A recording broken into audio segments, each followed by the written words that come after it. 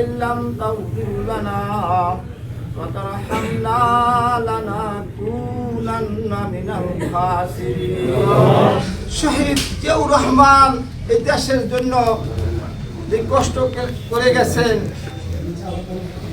তার স্ত্রী আমাদেরকে তিন বানাই আসছে, সেও চলে গেছে। আল্লাহ তার রূহ মাগফিরাতের উদ্দেশ্যে নিয়ে আজকে দোয়ার আয়োজন, দয়া করে মায়া করে আল্লাহ এই মাহফিলকে আপনি কবুল করেন।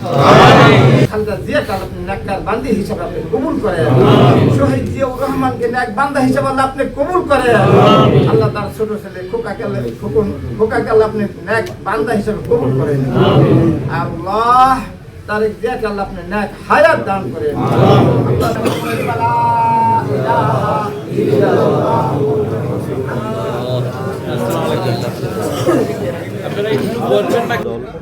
শ্রমিক দল, কৃষক দল সবাই এখানে উপস্থিত আছেন। আমাদের মিলাদ শেষ হলো, মিলাদের পরে এখন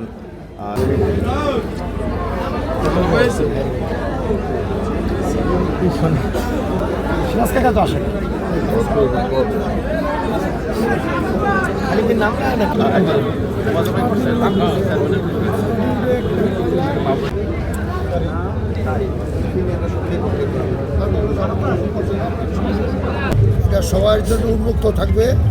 আপনারা পর্যায় করবে, একজন একজন করে করতে থাকে। বেশি কথা